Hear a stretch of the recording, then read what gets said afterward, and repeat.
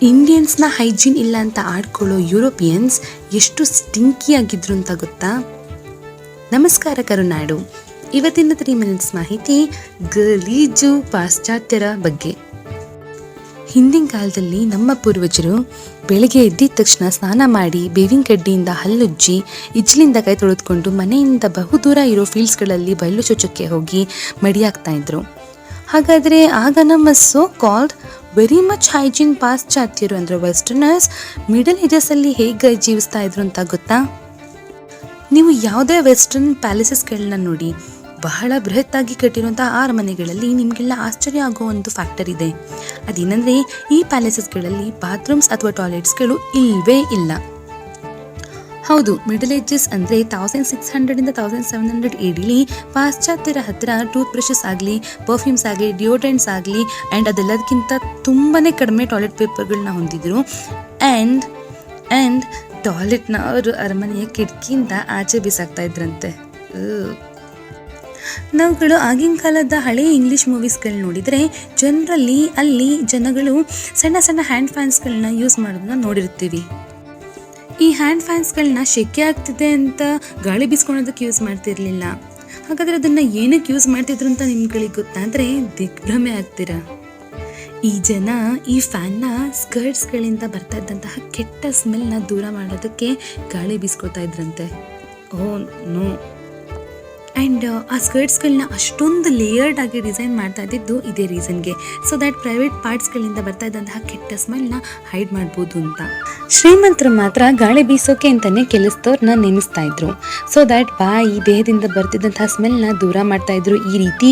And ಜೊತೆಗೆ ಇದಕ್ಕೆ ಮುತ್ತೋಕೆ ಅಂತ ಬರ್ತಿದ್ದಂತಹ ನೊಣನ ಓಡಿಸ್ತಾ ಇದ್ರು. ಮೈಂಡ್ ಬ್ಲೋಯಿಂಗ್ ಅಲ್ಲ? ಮಿಡಲ್ ಏಜಸ್ಸಲ್ಲಿ ಮೋಸ್ಟ್ ಆಗಿ ಮದುವೆಗಳನ್ನ ಜೂನಲ್ಲಿ ಮಾಡ್ತಾ ಇದ್ರು. ಇದರಿಂದ ಒಂದು ಸಿಂಪಲ್ ಲಾಜಿಕ್ ಇದೆ.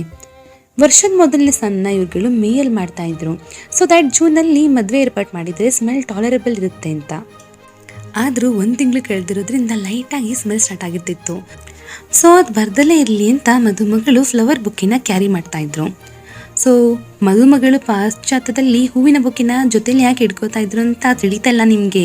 ಅದು ಯಾವುದೇ ಫ್ಯಾಷನ್ಗೆಲ್ಲ ಸ್ಮೆಲ್ ಓಡಿಸೋಕೆ. ನೆಕ್ಸ್ಟ್, ಈ ಜನ ಸ್ನಾನ ಮಾಡ್ತಿದ್ದಂತಹ ಪರಿ ಬಗ್ಗೆ ಹೇಳ್ತೀನಿ ಕೇಳಿ. ಒಂದು ದೊಡ್ಡ ಟಬ್ಬಲ್ಲಿ ಬಿಸಿನೀರನ್ನ ತುಂಬಿಸ್ತಾ ಇದ್ರು.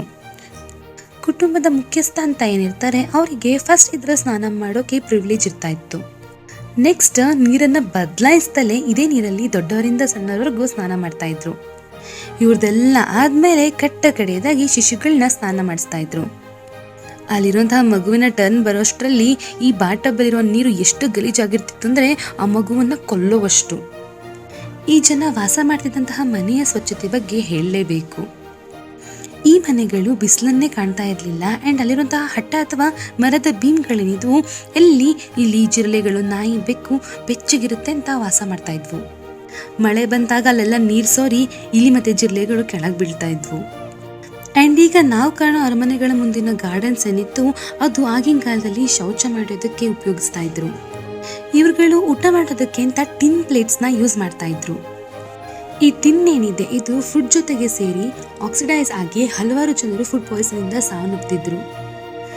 ಬೆಳಗ್ಗೆ ಎದ್ದಿದ ತಕ್ಷಣ ಮೊದಲು ಶುಚಿ ಮಡಿಯಾಗಿ ಬೇರೆ ಕೆಲಸಗಳನ್ನ ಮಾಡ್ತಾ ಇದ್ದಂತಹ ನಮ್ಮ ಸಿವಿಲೈಸೇಷನ್ ಆ್ಯಂಡ್ ನಮ್ಮ ಪೂರ್ವಿಕರ ಬಗ್ಗೆ ಆ ಶುಚಿ ಅಲ್ಲ ಗಲೀಜು ಪಾಶ್ಚಾತ್ಯರು ಅಪಹಾಸ್ಯ ಮಾಡ್ತಾರೆ. ಆ್ಯಂಡ್ ನಮಗೇನೆ ಕ್ಲೆನ್ಲಿನೆಸ್ ಅಂದರೆ ಏನು ಅಂತ ಹೇಳ್ಕೊಡಕ್ಕೆ ಬರ್ತಾರೆ.